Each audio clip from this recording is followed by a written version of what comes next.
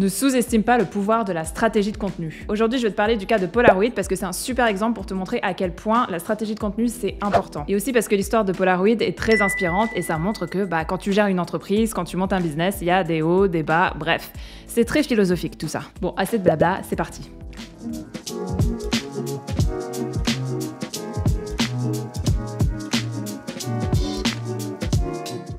Tout commence en 1932 à l'université d'Harvard, lorsque le docteur Edwin Land et son professeur de physique George W. Wheelwright décident d'ouvrir une entreprise tous les deux, qu'ils renommeront plus tard Polaroid en 1937. Mais à ce moment-là, la compagnie ne vendait absolument pas d'appareils photo instantanés, d'ailleurs ça n'existait même pas à l'époque, mais elle était plutôt spécialisée dans les lunettes avec des verres polarisants. D'ailleurs, le docteur Land a déposé un brevet d'invention pour un matériel synthétique polarisant. Mais en fait, le cœur de cible de Polaroid, c'était surtout les militaires. Le docteur Land a mis au point plein d'inventions pour aider l'armée américaine, donc on est encore loin de innocent petit appareil photo instantané. Mais ça ne serait tardé. En 1944, le Dr Land profitait tranquillement de ses vacances au Mexique avec sa famille quand sa petite fille de 3 ans, Jennifer, lui demanda de prendre une photo d'elle. Donc, en tant que gentil papa, il s'exécute et il prend plein de photos de sa fille. Sauf que tout de suite après, Jennifer demande à voir les photos. Mais son père lui explique que non, c'est pas possible, il va falloir l'emmener au magasin pour les faire développer. Et donc ça va prendre quelques jours, voire même quelques semaines. Donc là, Jennifer, elle est un peu déçue, mais bon, elle oublie très vite, elle repart jouer. Sauf que cette idée, elle trotte toujours dans la tête du Dr Land. Il se dit que c'est vrai qu'au lieu d'attendre plusieurs jours, voire même plusieurs semaines avant que les photos soient développées, ce serait sympa de pouvoir les voir tout de suite après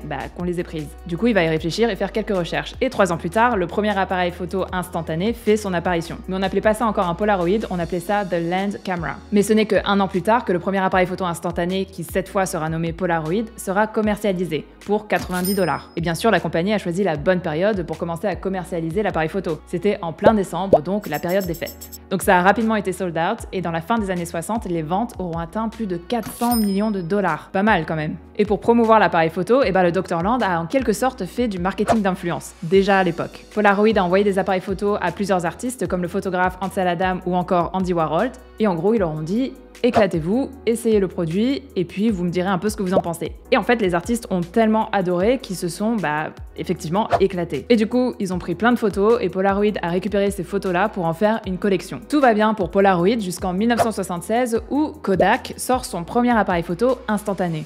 Du coup, Polaroid se dit non, tu m'as copié là. Du coup, il attaque Kodak en justice et le procès durera plus de 10 ans. Et finalement, Kodak sera reconnu coupable d'avoir volé l'invention du Dr Land. Et du coup, la compagnie doit dédommager Polaroid à hauteur de plus de 900 millions de dollars. Ouch. Entre-temps, le docteur Edwin Land commercialise sa nouvelle invention, le Polavision, sauf que le produit devient rapidement obsolète, parce que la compétition est rude et les concurrents commencent à innover de plus en plus dans ce milieu-là. Bref, ça a été un gros flop pour le docteur Edwin Land, à tel point qu'il a dû quitter son entreprise. Et à partir de là, ça fait que dégringoler pour Polaroid. Vers la fin des années 90, les appareils photo numériques commencent à faire leur apparition sur le marché. Et Polaroid, qui en fait avaient déjà travaillé sur ce genre de produit, ils avaient déjà créé leur appareil photo numérique, mais ils l'ont jamais sorti parce qu'ils se sont dit que c'était trop tôt pour le marché, que les consommateurs n'étaient pas prêts. Sauf qu'ils ont attendu trop longtemps et du coup c'est les concurrents qui ont pris de l'avance. Ajouté à ça, la compagnie a accumulé beaucoup de dettes ces dernières années et du coup en 2001 Polaroid a fait faillite. Et c'est là que ça devient un petit peu confus, donc je vais essayer de faire un résumé pour aussi pas trop vous ennuyer avec les détails, mais en gros Polaroid a été racheté plusieurs fois.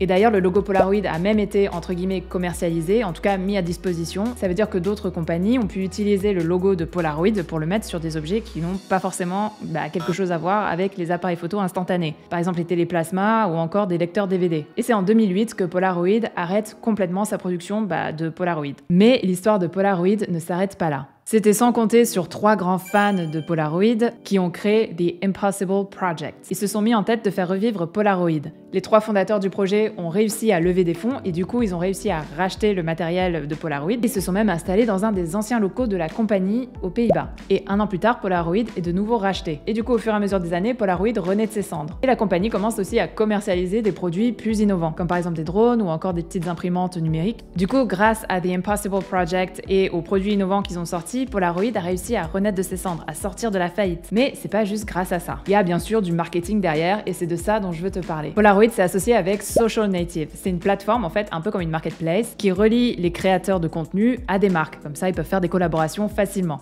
Et du coup, ces créateurs-là vont créer du contenu UGC pour la marque. L'UGC, User Generated Content, dis-moi si tu valides l'accent anglais ou pas, c'est tout simplement du contenu qui a été créé par d'autres utilisateurs. Ça peut être des photos, des vidéos, du texte. Et du coup, ces marques utilisent ce contenu pour alimenter leurs propres réseaux sociaux. Le compte Instagram de Polaroid, c'est principalement des photos qui ont été prises par d'autres utilisateurs. Donc en juillet 2015, Polaroid lance sa première campagne complètement basée sur l'UGC. Et en un mois, même pas, en 3 semaines, ils ont eu une portée organique auprès de 2,5 millions d'utilisateurs.